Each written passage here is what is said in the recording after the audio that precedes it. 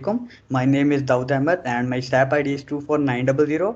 Today I am giving presentation on the topic railway reservation system and my group mates are Haseeb Ahmed with SAP ID 24912 and Muhammad Hamza bin Adil with SAP ID 24883. I start my presentation with the name of Allah Almighty. First of all, we need to get requirements from the user on which system we are going to work. First, we need requirements and then plan how we are going to make system. After planning, we need to analysis of the system, the flow chart of the system, and then we start coding and implementation. After implementation, we are going to test the code, test the system, how it works, is it working properly or not.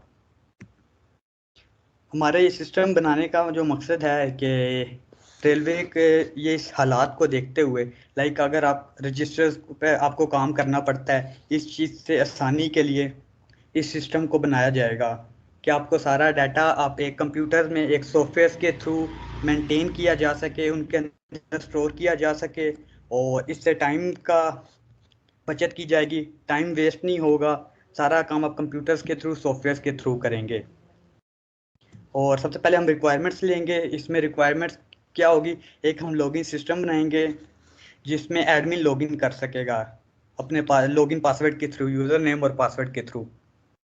और इसके बाद login admin जब login करेगा उसके पास दो option होंगे, manage train और manage customers.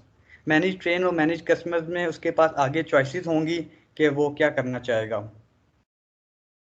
सबसे पहले उसके पास ऑप्शन होगा add train, delete train, update train info और define route for the train और reserve train ticket for the customer, update reservation, cancel reservation, update train seat status, update routes और error handling at the each step of the software.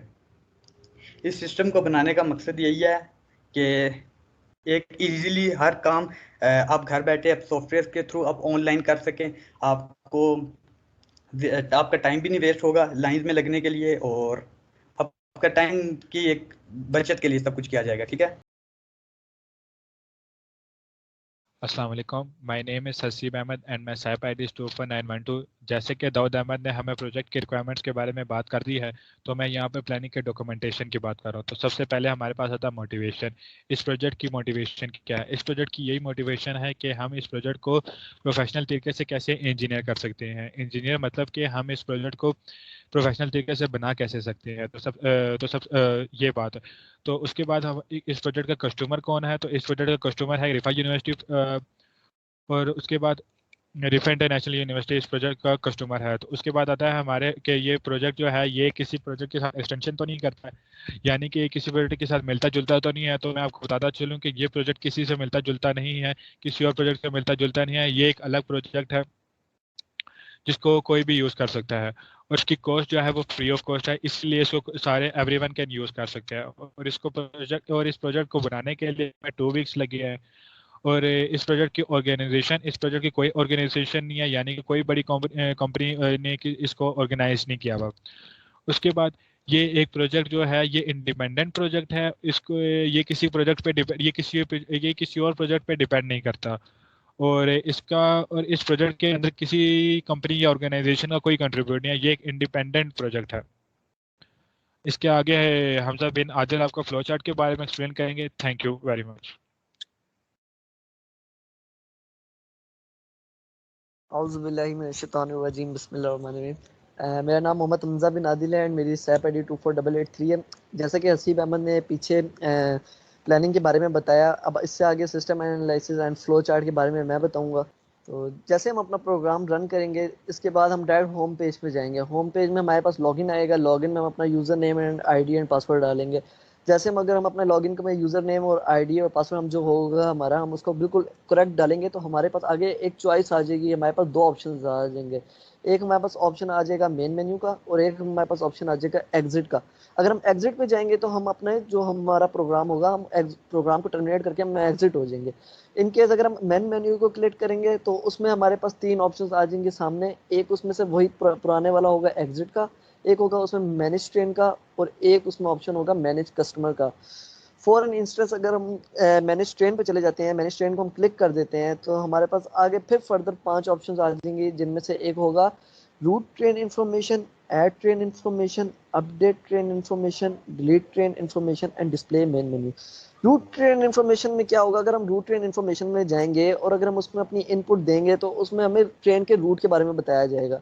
इसी तरह add train information में अगर हम जाएंगे, वहाँ पे हम अपनी करेक्ट इंफॉर्मेशन वहाँ पे हम ऐड करेंगे, तो हम वहाँ पे अपनी ट्रेन की इंफॉर्मेशन ऐड कर सकेंगे। अपडेट ट्रेन इंफॉर्मेशन में हम अपनी ट्रेन की जो इंफॉर्मेशन होंगी हम उसको फर्दर आगे अपडेट कर सकेंगे।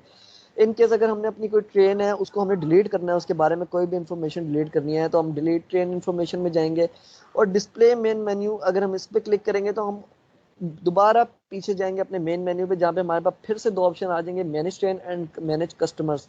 इसी तरह जिस तरह मैनेज ट्रेन में गया, अगर हम मैनेज कस्टमर सेलेक्ट करते हैं, इसमें भी हमारे पास 5 ऑप्शन आ जाएंगे, जिसमें से एक होगा रिजर्व ट्रेन टिकट, दूसरा होगा अपडेट ट्रेन टिकट, तीसरा होगा अपडेट ट्रेन सीट, चौथा होगा कैंसिल ट्रेन सीट एंड पांचवा होगा display main menu. Reserve train ticket में क्या होगा कि हम उसमें जब इंफॉर्मेशन उसमें हम सही अपनी ऐड करेंगे, तो वहाँ पे हम अपनी सीट को रिजर्व कर सकेंगे, हम अपना जो टिकट होगा उसको रिजर्व कर सकेंगे। इसी तरह अपडेट ट्रेन टिकट जो है, इसको अगर हम उस पर क्लिक करेंगे तो हम अपना ट्रेन टिकट जो होगा उसके बारे में जो भी इंफॉर्मेशन होगी हम उसके बारे में अपडेट करेंगे। अपडेट ट्रेन सीट होगी, हम अगर हमारी जो भी सीट है हमने उसके हम अगर उस पर क्लिक करेंगे तो हम उसके बारे में अपडेट अपने इंफॉर्मेशन उसको अपडेट कर देंगे।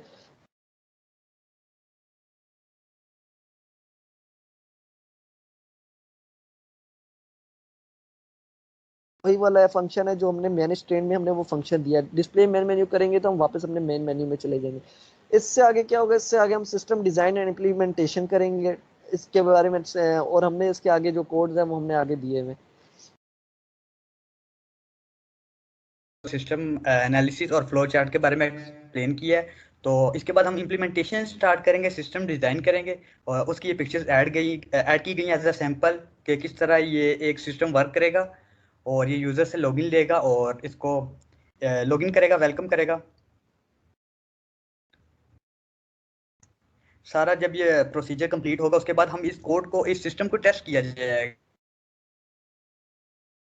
कि ये एक प्रॉपर्ली वर्क कर रहा है। टेस्टिंग में क्या करेंगे, एप्लीकेशन को लॉन्च करेंगे और चेक करेंगे कि एप्लीकेशन एक प्रॉपर तरीके से लॉन्च होती है या नहीं होती।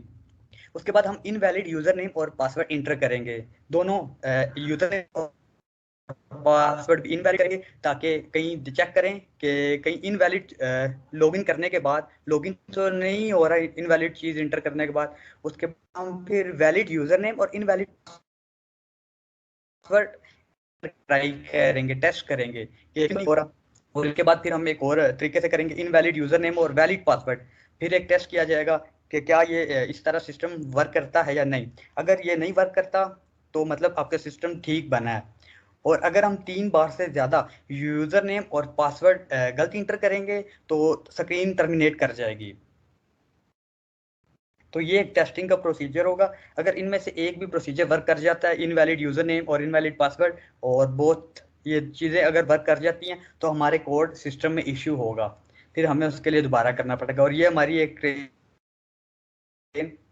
रेलवे रिजर्वेशन सिस्टम की प्रेजेंटेशन थी, जिसमें हसीब अहमद और मोहम्मद हमजा बिन आदिल और मैं दाऊद अहमद, हम तीनों ने कोऑपरेट किया। तो ये हमारी प्रेजेंटेशन थी और थैंक यू।